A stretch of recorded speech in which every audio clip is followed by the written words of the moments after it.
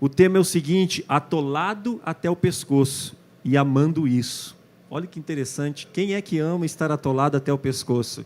Pois é, mas o tema é isso, atolado até o pescoço e amando isso. Então é a quinta parte da nossa série, Salmo 61, 2, e eu quero ler esse salmo em duas versões diferentes, para que você consiga entender melhor o sentido daquilo que nós vamos estar falando. Salmo 61, 2, a primeira versão, ela está aí, você pode acompanhar, diz o seguinte: não importa onde eu esteja, mesmo quando estiver longe de casa, vou pedir ajuda ao Pai. Quando eu estou fraco e oprimido pela vida, guia-me em sua glória, onde eu estou seguro e protegido. Esta é a The Passion Translation. Também a outra versão diz assim: mesmo estando tão longe, é claro que a primeira é uma tradução livre que eu fiz aí, não é? Mesmo estando tão longe, nos confins da terra, pedirei a sua ajuda, com meu coração abatido e fraco. Leve-me para o lugar seguro e protegido, que não posso alcançar sozinho. Nova Bíblia Viva, em português. Esse salmo, querido, quando nós lemos esse salmo, a gente consegue perceber que ele é uma oração de um exilado que anseia, na realidade, ele anseia ter acesso ao tabernáculo do Senhor, ao lugar da adoração. E é interessante que ele é conhecido, ou esse salmo, ele é chamado como parte dos salmos de lamentações. Ele é conhecido e chamado por este salmo por uma razão muito óbvia, que você parece perceber no início dele uma lamentação que o salmista faz ao Senhor. E 4 coisas são observadas aqui neste salmo. A primeira coisa é um clamor, a gente vê um clamor que é feito, uma lamentação que é feita ao Senhor. A segunda coisa, uma situação difícil que é apresentada, é colocada diante do Senhor. A terceira coisa é uma petição. E por último, uma promessa. Atente para a expressão que o salmista diz: não importa onde eu esteja, mesmo quando estiver longe de casa, olha que interessante, ou mesmo estando longe nos confins da terra, são expressões que na realidade mostram alguém que estava a uma distância, podemos dizer, considerável do santuário.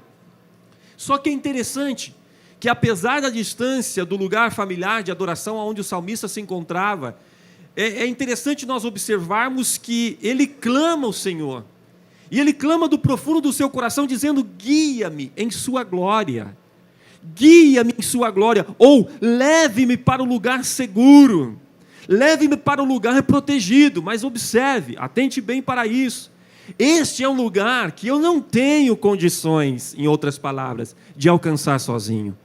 Este é um lugar que eu não consigo com o meu próprio mérito, que eu não consigo com o meu próprio esforço alcançá-lo. Ou seja, eu dependo da tua mão, eu dependo da tua graça, eu dependo que o Senhor me guie, eu dependo que o Senhor me leve a este lugar.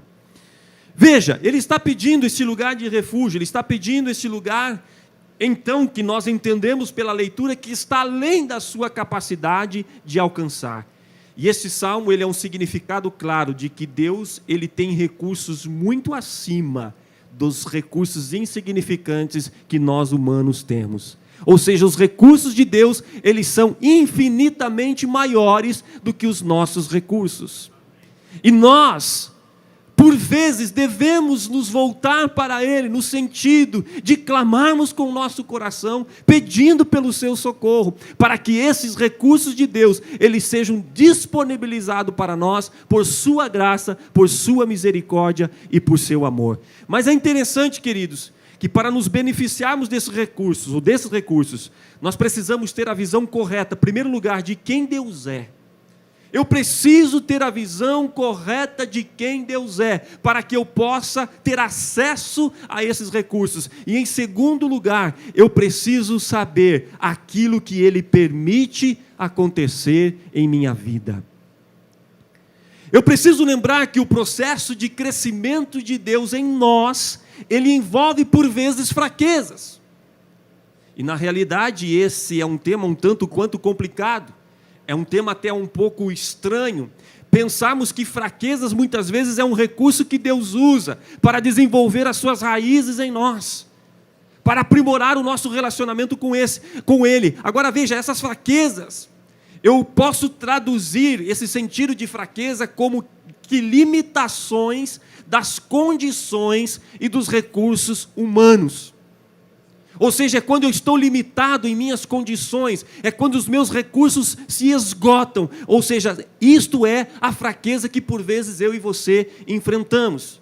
Agora, na atual sociedade que nós vivemos, essa ideia de fraqueza, ela soa de maneira negativa. Por quê? Porque as pessoas constantemente estão tentando mostrar que são fortes, que são capazes, que não dependem de ninguém. Cada vez mais nós estamos caminhando para um isolamento, onde as pessoas buscam resolver as coisas por si só, não querem depender umas das outras, não querem depender do favor uma das outras, elas querem ser autossuficientes. Então, quando a gente pensa nessa sociedade que quer ser autossuficiente, e a gente coloca esse padrão, coloca essa condição aqui, que é limitadora, que apresenta um ponto de fraqueza, um aspecto de fraqueza, isso muitas vezes não nos soa muito bem. Isso por vezes nos soa estranho, nos soa de maneira negativa. Só que nós precisamos entender que quando essas limitações, elas são colocadas em Cristo, queridos, é Ele e não nós, é Ele que nos habilita a desenvolver coisas que de outra maneira eu e você não teríamos capacidade de desenvolver. E que coisas são essas, pastor? Quando nós colocamos em Cristo, Ele nos habilita a desenvolver intimidade, Ele nos habilita a desenvolver dependência, Ele nos habilita a desenvolver fé e também descanso nele. E isso nos faz entender aquilo que a Mari disse aqui na semana passada. Eu não me lembro, eu penso que você até citou o nome da pessoa que disse isso, mas eu não me recordo o nome, mas eu me lembro daquilo que foi dito. E ela disse o seguinte: Deus não está interessado no teu conforto, não foi? Deus não está interessado no teu conforto, mas Ele está interessado no teu crescimento. Deus não está interessado no nosso conforto, mas Ele está interessado em nosso crescimento. Usualmente, queridos, a nossa tendência como seres humanos é responder à fraqueza, é responder à luta, é responder, por exemplo, à necessidade, ao sofrimento, a uma provação que a vida nos apresenta, uma perseguição. Normalmente a nossa resposta a estas coisas é com medo e antagonismo. Nós sentimos medo. Por quê? Porque essas experiências, elas geram em nós insegurança, elas geram em nós desconforto. Mas, no entanto, quando nós olhamos para a Bíblia, quando nós olhamos para a palavra de Deus, nós percebemos que não podemos evitar as fraquezas. Eu não sei se isso te agrada, mas eu vou te dizer, nós não podemos evitar as fraquezas, mas ao mesmo tempo, nós somos ensinados a como responder diante destas circunstâncias. Eu não posso evitá-las, mas eu sou ensinado. Deus me apresenta como, através da sua palavra, Ele me ensina, Ele me discipula a como responder diante das fraquezas e circunstâncias adversas da vida. Homens, por exemplo, como o apóstolo Paulo, quando você olha a história de Paulo, você olha a história de Pedro, de Tiago, eles nos ensinam com a vida deles, eles nos ensinam com o trabalho deles, com o vigor deles, qual deve ser a resposta de um homem e de uma mulher que crê em Deus, que confia em Deus diante das fraquezas da vida. E aí você pode me perguntar, sim, pastor, o que é que Paulo nos ensina? O que é que Pedro nos ensina? O que é que Tiago nos ensina? Como que eles nos ensinam a responder essas fraquezas? Olha que interessante, eu vou deixar que eles mesmos falem, que você escute o que eles mesmos estão dizendo. Olhe para o texto de 2 Coríntios, capítulo de número 12, segunda carta de Paulo a Coríntios, capítulo 12, versículo 10. Paulo vai escrever: regozijo-me, preste atenção, regozijo-me nas fraquezas, nos insultos, nas necessidades, nas perseguições e nas angústias.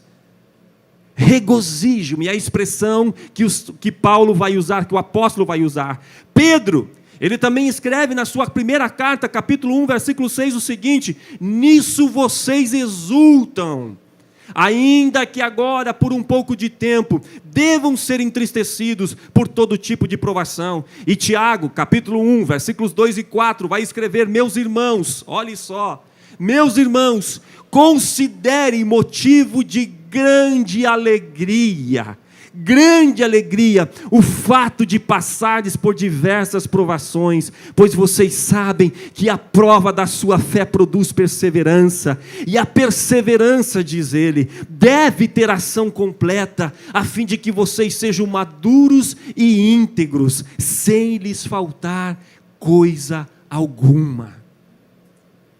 Mas não para por aí.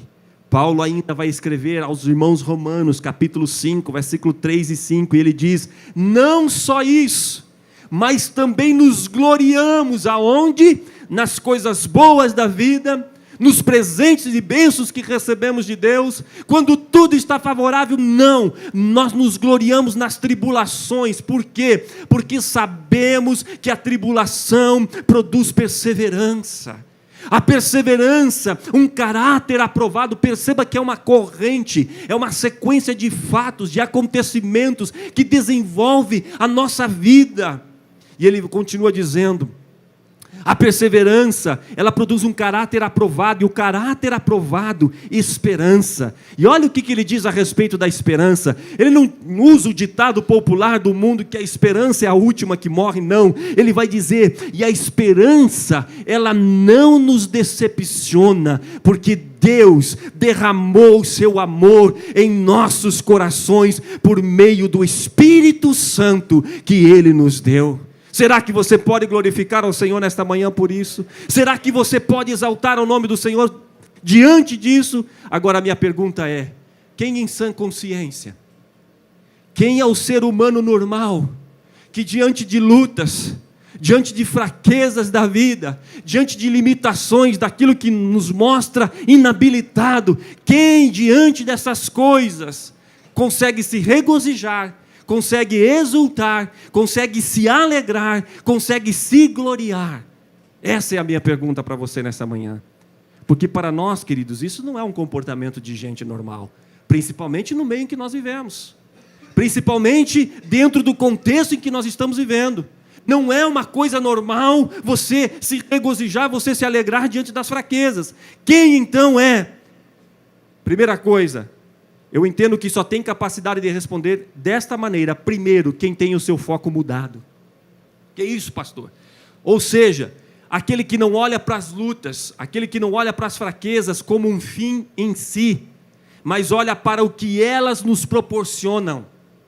Não são as fraquezas em si que ditam, mas é aquilo que ela proporciona na minha vida, ou seja, é o crescimento, é o amadurecimento, é o entendimento de quem Deus é a compreensão de que Ele é soberano, é a compreensão de que Ele pode todas as coisas. Então, seja, o meu foco precisa mudar com relação às coisas, porque quando o meu foco muda, eu não passo durante os momentos de provações reclamando com Deus, eu não passo murmurando, eu não passo questionando a Deus, mas eu passo agradecendo, eu passo me regozijando, porque eu sei que aquilo está produzindo um caráter que vai glorificar ao nome do Senhor através da minha vida. Louvado seja o nome do Senhor. Proporciona algo. Em segundo lugar, aqueles que entendem que fraquezas não são para nos derrotar, fraqueza não é para te destruir, fraqueza é para que você tenha acesso a coisas que de outra maneira você não conseguiria ter, ou em nenhum outro lugar você conseguiria ter. Que coisas são essas, pastor? Fé comprovada e força sobrenatural, Mari. É quando Deus nos dá essa capacidade, esta fé que verdadeiramente é uma fé comprovada. E é uma força que não é nossa, mas ela vem de Deus e atua através de nós. Hebreus, o escritor aos Hebreus, no capítulo 11, versículo 6, ele diz: sem fé é impossível agradar a Deus. Ora, queridos, quando nós olhamos para esse texto, nós percebemos que esse texto é algo lindo, é algo fantástico, é algo profundo, é algo que faz, na verdade, a diferença. Só que observe, apesar de ser um conceito lindo, apesar de ser um conceito fantástico, apesar de ser um conceito profundo, o que faz a diferença, na verdade, na minha vida, não é eu conhecer o conceito, mas é eu viver este conceito. Porque muitas vezes nós conhecemos muitos conceitos a respeito da Bíblia, da palavra de Deus, e nós até falamos de maneira muito ousada esses conceitos.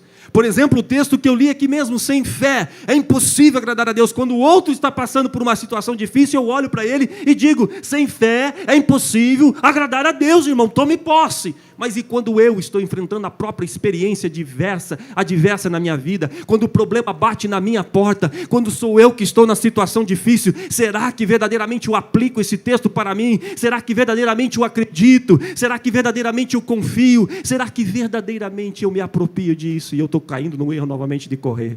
Está vendo? Eu não consigo. Oh, Jesus! Sem fé é impossível agradar a Deus.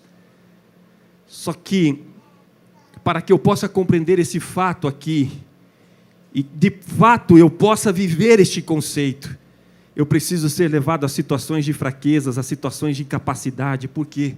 Porque só assim eu tenho a possibilidade de enxergar o quão vulnerável eu sou. O quão vulnerável eu sou. Paulo, ao entender que o poder de Deus, ele se aperfeiçoa na fraqueza, observe, ele alegrou-se. Alegrou-se por quê? Pelo fato de poder gloriar-se em suas fraquezas. Isso não significa que ele usufrui suas fraquezas por aquilo que elas são, como eu já disse. Mas ele se deleita no poder de Cristo, que nele habita em meio a tais fraquezas. Então eu preciso aprender, queridos, que há uma intimidade com Deus, preste atenção, há uma intimidade com Deus, que só consegue ser desenvolvida ou experimentada nos momentos de fraquezas. Não existe outro momento. E é até interessante, é no momento desta fraqueza que nós aprendemos a ter ou a desenvolver esse nível mais profundo de intimidade com Deus. Há coisas sobre Deus que nós só descobrimos nessa hora, não é em outra hora. Não é na hora que está tudo bem, não é na hora que está tudo dando certo, não é na hora que está tudo funcionando do jeitinho que você quer, não. É só quando as coisas vêm de maneira contrária, é que nós conseguimos entender, é que nós conseguimos compreender, é que nós conseguimos desenvolver algo mais profundo com Deus. Davi, quando ele compõe o Salmo 23, ele diz o seguinte: mesmo quando eu andar por um vale de trevas e morte, não temerei perigo algum. Por quê? Porque tu estás comigo. A tua vara e o teu cajado me protegem. E ele continua dizendo: preparas um banquete para mim à vista dos meus inimigos, num lugar onde os meus inimigos tenham condição de ver. Tu me honras, ungindo a minha cabeça com óleo e fazendo transbordar o meu cálice. Olha que interessante. Este é um texto da Bíblia que eu tenho certeza que qualquer pessoa sabe dizer de cor. Mas, por vezes, nós não prestamos atenção nas implicações daquilo que o salmista está dizendo. Olhe só, ele não disse: Senhor, me livra dos meus inimigos. Não, ele disse: bem aqui, bem diante da morte, bem diante dos meus inimigos me cercando, é bem aqui que o Senhor está comigo. É bem neste lugar, é no lugar de fraqueza que eu estou aprendendo a ser alimentado. É no lugar da fraqueza que eu estou aprendendo a crescer, que eu estou aprendendo a ter intimidade com Deus. É no lugar da fraqueza, é bem aqui que eu estou aprendendo a ser dependente de Deus. Eu te pergunto, como você tem enfrentado as fraquezas da tua vida? Você tem aproveitado para glorificar ao Senhor através delas? Você tem aproveitado para glorificar ao Senhor através das limitações da tua vida, aquilo que você tem enfrentado, que você muitas vezes ou por vezes se vê incapacitado de resolver? Como que você tem respondido? Você tem tentado lutar com a força do teu próprio braço? Você tem tentado lutar e dar o seu próprio jeito? Ou você tem aprendido a depender do Senhor?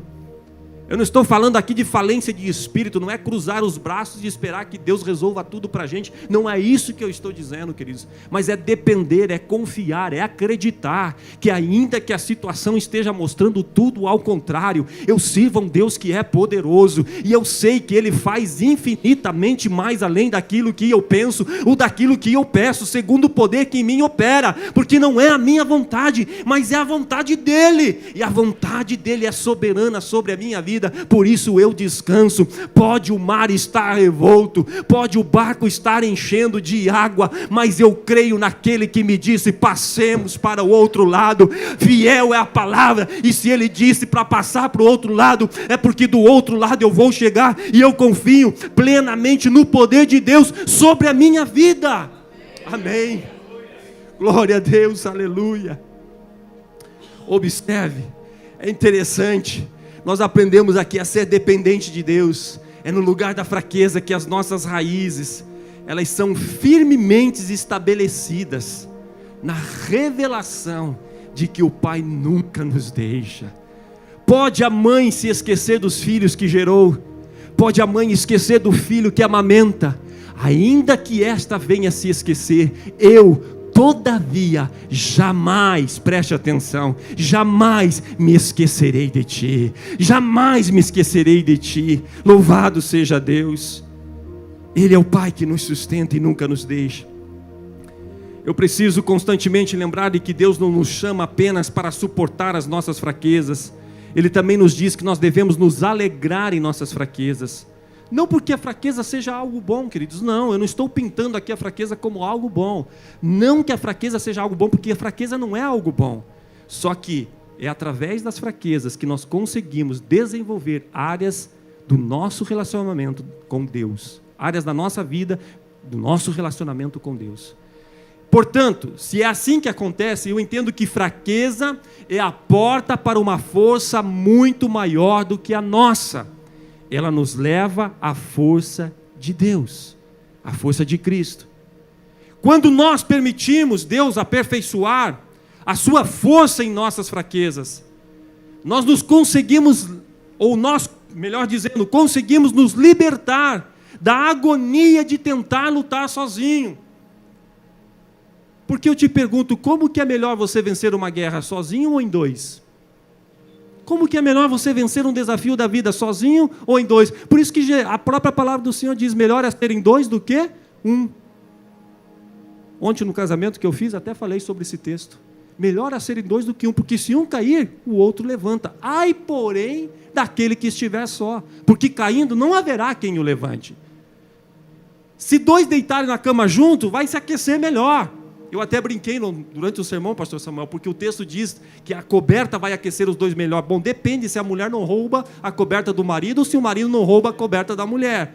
Mas é óbvio que o aquecimento vai ser maior. E é interessante que a Bíblia fala sobre isso. Então, eu entendo que diante das lutas da vida, das circunstâncias difíceis da vida, eu preciso entender que não é sozinho que eu vou vencer.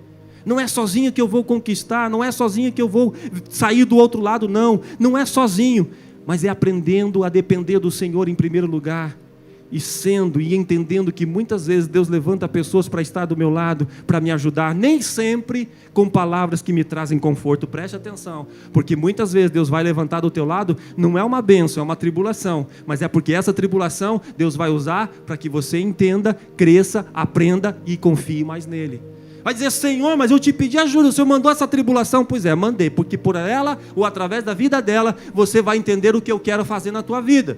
Porque se eu mando uma bênção, você não vai aprender, você vai ficar sempre andando de muleta, e não é isso que eu quero. Eu quero que você aprenda a depender de mim. Ou seja, nós aprendemos a nos regozijar no Senhor, a exultar no Senhor, a nos alegrar no Senhor, e a glorificar em meio às fraquezas. A parábola do semeador, Jesus falando do solo pedregoso, lá em Marcos capítulo 4, versículos 16 e 17, ele diz o seguinte: outras, como a semente lançada em terreno pedregoso, ouvem a palavra, logo recebem com alegria, todavia, versículo 17, visto que não têm raiz em si mesmas, permanecem por pouco tempo, quando surge alguma tribulação, quando surge alguma perseguição por causa da palavra, logo a abandonam. Ou seja, o solo pedregoso aqui que está sendo usado nessa metáfora, ela é muito perfeita para ilustrar a pessoa que nunca aprende a abraçar suas fraquezas ou vulnerabilidades. Ela nunca aprende a abraçar suas fraquezas ou vulnerabilidades. Ela, ao depender da sua própria força, ela fica, na verdade, endurecida. Ela fica resistente, ela cria resistência à construção das raízes de Deus em nós. O solo está endurecido e por vezes está resistente. Então são pessoas que, diante da primeira dificuldade que a vida apresenta, ou daquilo mais intenso que ela não consegue resolver, sabe o que ela faz? A primeira dificuldade, ela não se mantém, ela cai, ela desiste, ela abre mão. Por quê? Porque ela não conseguiu resolver. E sai frustrada, dizendo consigo mesmo: eu sou um incompetente, eu não consigo nada mesmo, minha vida é um problema, só dá tudo errado na minha vida. Não, espera. Se você está aqui ainda é porque Deus tem um projeto contigo. Se você está aqui ainda, se Ele está te sustentando, se Ele está te abençoando, é porque Ele tem um projeto contigo. E mesmo através dessas circunstâncias, Ele pode estar querendo falar algo ao teu coração. Não dependa das suas forças. Maldito o homem que confia em si mesmo. Maldito o homem que faz do seu braço a sua força. Maldito. Queridos, baseado nisso, eu entendo que o maior desafio que nós enfrentamos como homens e mulheres de Deus, ou como seres humanos, o maior desafio que nós enfrentamos, começar bem por vezes não é difícil. O problema é nós terminarmos bem. Eu me lembro, já tem muitos anos, não vou falar isso porque vai dar a ideia de que eu sou velho, eu não sou. Mas já faz um parzinho de anos, em que nós fomos participar de uma maratona da igreja, maratona de corrida, em uma chácara lá em Curitiba. E lá em Curitiba ainda. E eu lembro que estava todas as pessoas enfileiradas assim, e tinha alguns prêmios que a pessoa, nem lembro mais o que é, que ganhava quem vencesse a corrida. Só que o problema, a chácara era muito grande e acidentada, tinha subidas e tal, e aquela coisa, terreno muito acidentado. E a corrida não seria uma corrida curta, seria uma corrida mais ou menos de uns 3 quilômetros, eu creio, 2, 3 quilômetros. E eu, naquela minha inexperiência, novinho, eu pensei comigo: se eu sair na frente de todo mundo, obviamente eu chego na frente de todo mundo sem problema. E eu comecei inclusive até tem uma ilustração dentro do livro que o Ben traz, que é bem parecido com isso. Só que o meu caso é diferente, ele aqui já estava com uma idade mais avançada, eu era novinho ainda na época. E eu me lembro que eu saí disparado, correndo na frente de todo mundo. Queridos, não deu 3 minutos, já estava e pedindo socorro, sem ar. Eu baixei e todo mundo passou por mim tranquilamente. Eu entendo, ou eu entendi, e continuo entendendo, o importante não é você começar bem, você pode arrancar na frente de todo mundo. O importante é você ter fôlego para ir até o final. Porque o que conta é cruzar a linha de chegada. Ninguém é premiado porque corre até a metade. Ninguém é premiado porque larga bem. Você já viu alguém ser premiado? Você arrancou muito bem, receba o prêmio aqui. Você saiu na frente de todo mundo. Tudo bem que você correu só 2 passos, 3 passos e já caiu com a língua de fora. Mas você correu. Você está recebendo o prêmio, o troféu aqui. Não. Você só ganha o prêmio se cruzar a linha de chegada. O importante não é começar bem. O importante é terminar bem. Para resumirmos, o maior exemplo disso é o próprio Jesus, diante das circunstâncias e fraquezas da vida. Veja como ele reagiu. Timothy Keller, em seu livro A Cruz do Rei, ele diz algo muito interessante sobre o reino de Deus. Ele vai dizer que a ideia do reino de Deus é de que, embora ele comece na fraqueza, porque começa na cruz, ele não termina desse modo. As pessoas, ele continua dizendo em suas palavras que as pessoas, elas viriam o poder da ressurreição. Eles viriam o poder da ressurreição de Jesus. Eles veriam a igreja se multiplicar como de fato temos visto. eles veriam o amor crescer, eles veriam o serviço, a influência de Deus no mundo, através da igreja. E ele diz que para nós, o reino de Deus, ele começa com fraqueza, ele começa com renúncia, com atitudes de abrir mão dos seus direitos, dos direitos que nós temos sobre a própria vida. O reino de Deus começa pela admissão de que necessitamos de um Salvador, de que dependemos de um Salvador.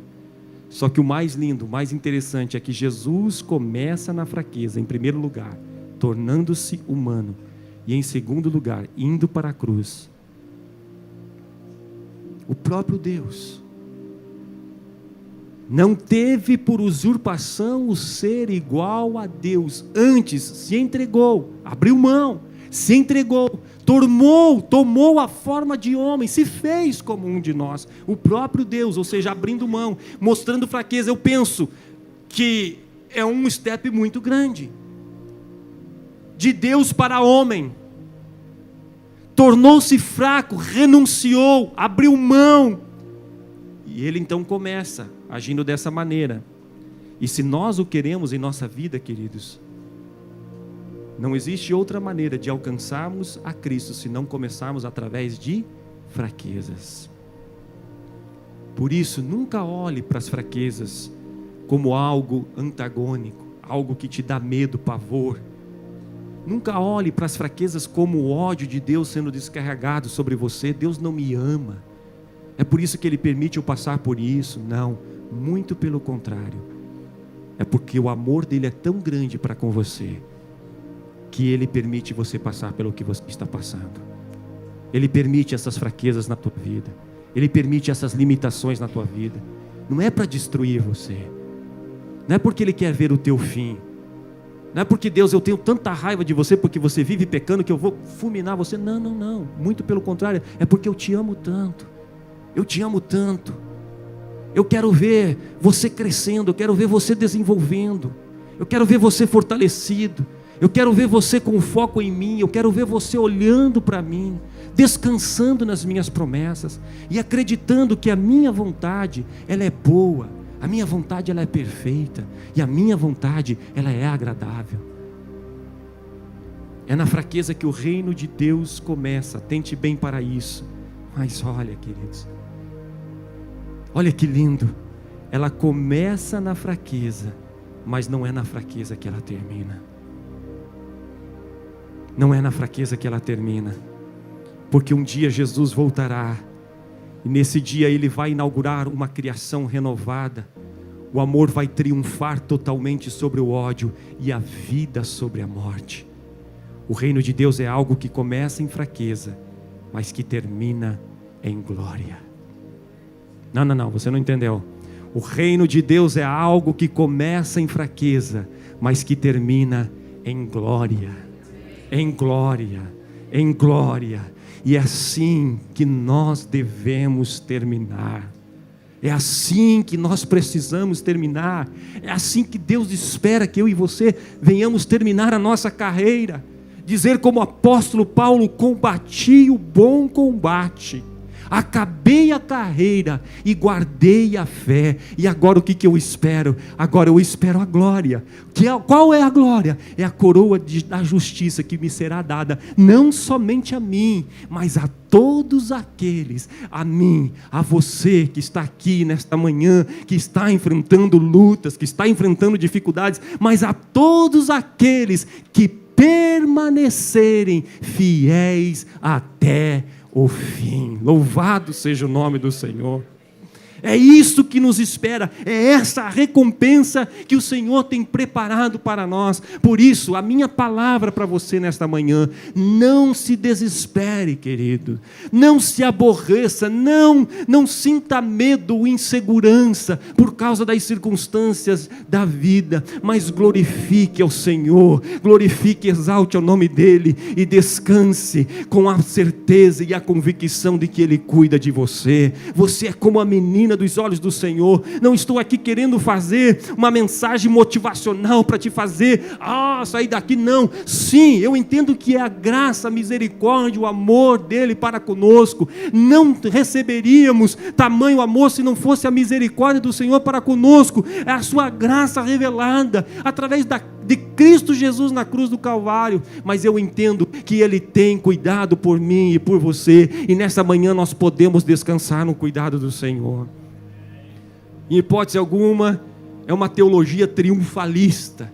Não é que nos faz, você vai triunfar em nome de Jesus. Não, não, não, não. Você vai continuar nas provas, você vai continuar nas lutas, você vai continuar nas dificuldades. Mas que vantagem então eu tenho, pastor? A vantagem que você tem é que se você permanecer fiel até o fim, você vai receber a coroa de glória, e o nome do Senhor vai ser regozijado através da tua vida. Por isso vale a pena permanecer. Pode passar por problemas hoje, pode passar por dificuldades, pode ter fraquezas, pode ter limitações, mas tenha certeza, acima de tudo você tem Deus.